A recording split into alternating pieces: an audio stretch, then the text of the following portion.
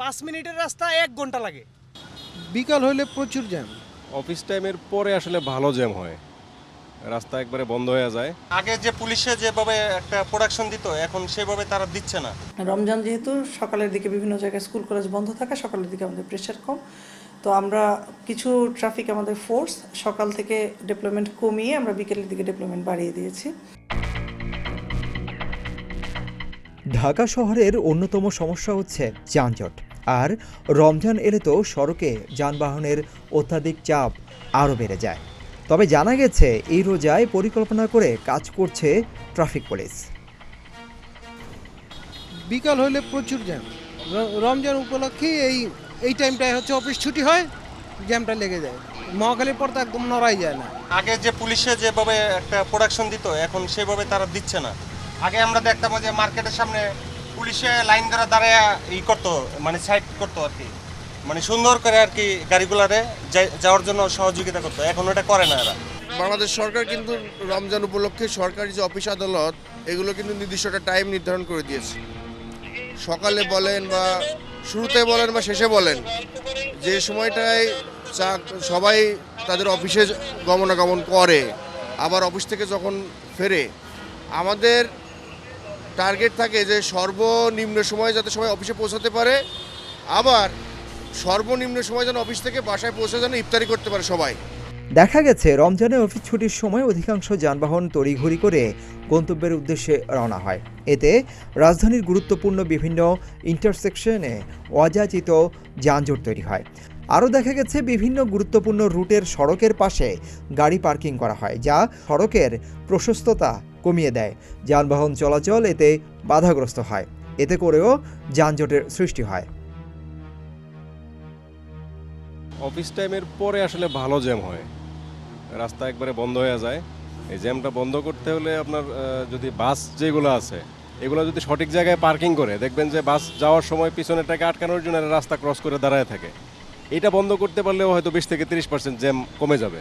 আমার একটা সাজেশন আছে ধানমন্ডি 27 নিয়ে। 27-এ যে দুইটা ইউটার্ন, ওই দুইটা ইউটার্নে যদি একজন করে পুলিশ থাকে, ওই অটো করে কন্ট্রোল করলে আই ফিল লাইক অনেক বেটার হবে। ইফতারের আগে ধরেন আমার ইবনে সিনা থেকে বাসা পর্যন্ত যাইতে 5 মিনিটের রাস্তা, 5 মিনিটের রাস্তা 1 ঘন্টা লাগে ইফতারের একদম আগ মুহূর্তে। তো ইফতার করার পরে একদম ফ্রি থাকে রাস্তাটা।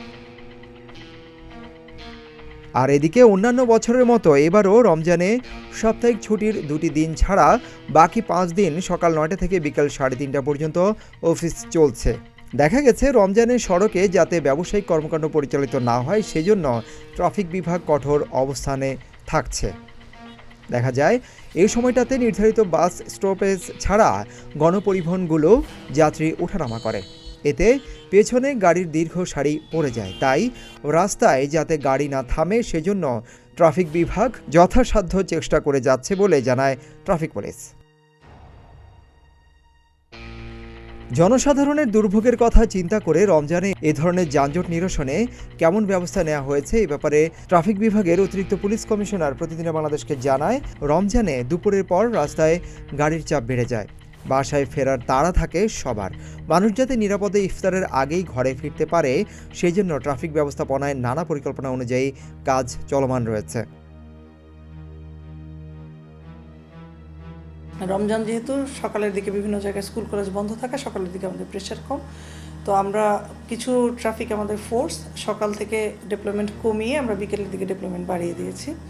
এবং এর বাইরেও আমরা বিভিন্ন জায়গা থেকে আমাদের সিনিয়র স্যারদের সহযোগিতা বিভিন্ন জায়গা থেকে আমরা অতিরিক্ত কিছু ফোর্সও পেয়েছি। সেই ফোর্স আমরা আমাদের প্রয়োজনীয় যে জায়গাতে যানজট তৈরি হওয়ার আশঙ্কা রয়েছে সেসব জায়গাগুলোতে ডিপ্লয় করেছি এবং আমরা ক্লোজ মনিটর করছি। আমরা মনিটর করার ক্ষেত্রে গুগল ম্যাপ দেখছি যে জায়গাতে কোথায় কী জ্যাম রয়েছে। এর বাইরেও আমাদের সিনিয়র স্যাররা তারা ড্রোন ব্যবহার করছেন। তো বিভিন্ন আমাদের পূর্ণ প্রস্তুতি রয়েছে আমরা যেন লোকজনকে দ্রুততম সময়ের মধ্যে তাদের গন্তব্যে পৌঁছে দিতে পারি। সর্বোপরি যানজট নিরসনে ট্রাফিক গুরুত্বপূর্ণ ভূমিকা পালন করে যাচ্ছে বলেও জানান তিনি। যানজটের শহর ঢাকা শহর, ট্রাফিক বিভাগ বলছে সম্মিলিতভাবে সবার প্রচেষ্টায় পারে যানজট থেকে নিরসনের।